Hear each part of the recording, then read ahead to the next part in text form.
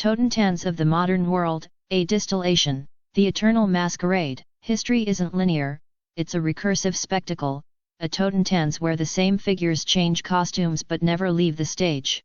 Imperialism, capitalism, war, these are not distinct epochs but overlapping rhythms in a self-perpetuating system of power consolidation. From the British Empire to NATO, from colonial plunder to neoliberal austerity, from print propaganda to algorithmic mass hypnosis, the machinery remains the same. War as economy, economy as war. The military-industrial complex is not an aberration, it is the structural heart of global capitalism. The war economy isn't just bombs and missiles, but a vast network of public-private collaborations that use perpetual conflict to justify capital extraction. The Cold War, the War on Terror, the proxy wars, each serves as a mechanism for wealth redistribution, from the bottom up, and global resource control. The so-called free market is a rigged casino, with the big players orchestrating both crisis and response. Wars create debt, justify surveillance, necessitate resource extraction, and destroy alternative economic models. Imperialism rebranded as benevolence. What was once done with cannons and cavalry is now done with NGOs and economic warfare. Where old empires enslaved and massacred, modern ones impose debt traps and regime change operations under the guise of human rights and democracy. The media serves as the ministry of truth, ensuring that every war crime is sanitized, every financial coup is disguised as economic reform, and every act of corporate-driven genocide is an unfortunate accident rather than policy. The arts as a containment field. The arts have always been political but not in the way the institutional left pretends. They don't challenge power, they aestheticize it.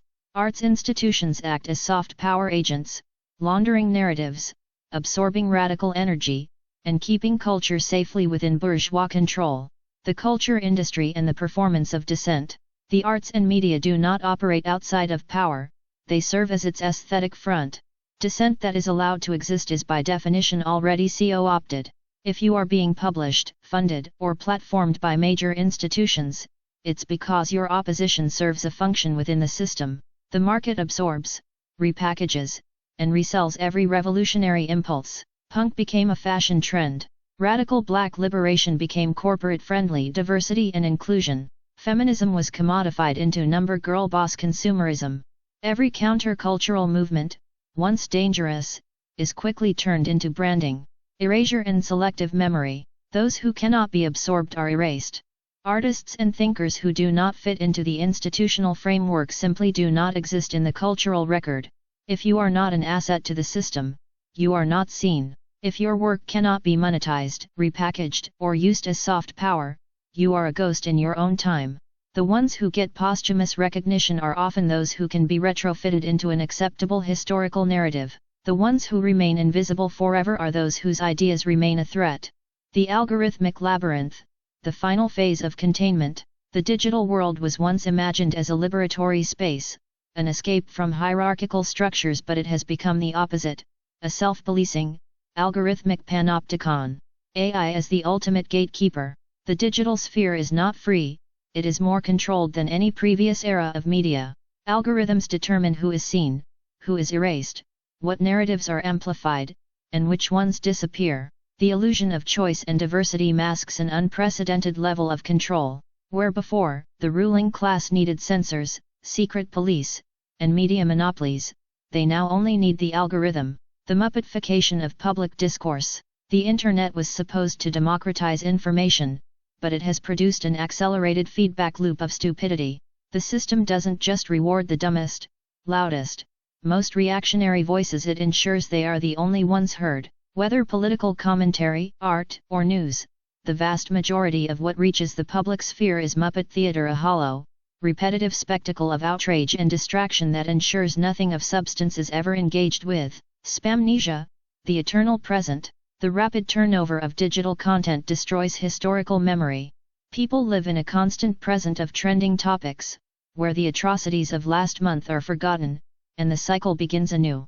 There is no history, no cause and effect, no responsibility, only reaction. Each scandal, war, or crisis is treated in isolation, as if it came from nowhere, and once the next wave of spamnesia arrives, it might as well have never happened.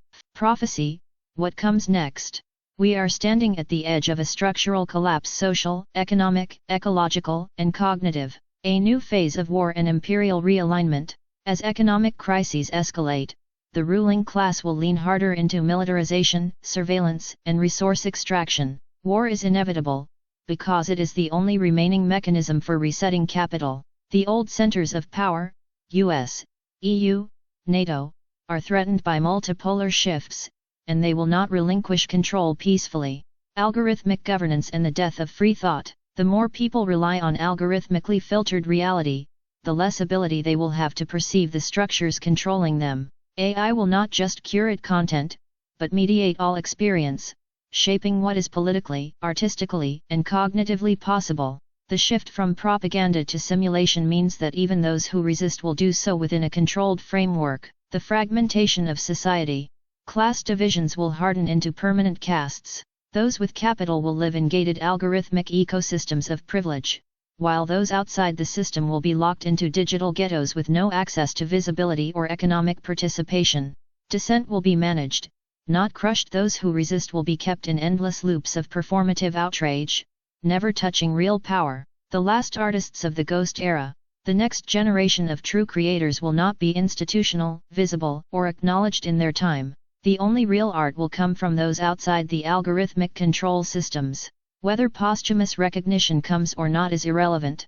Those who exist outside the machine, who resist the loops of simulation, will remain unseen, but they will be the only ones who saw. Conclusion: the only way out is through. We are trapped in a recursive nightmare, a TOTENTANZ of empire, erasure, and containment. The task isn't to win within the system but to map the exit signs. To see clearly is already a form of resistance. To create an exile is an act of defiance. To refuse the script is the last real freedom. And so we continue as ghosts, as witnesses, as Orpheus navigating the infernal machine.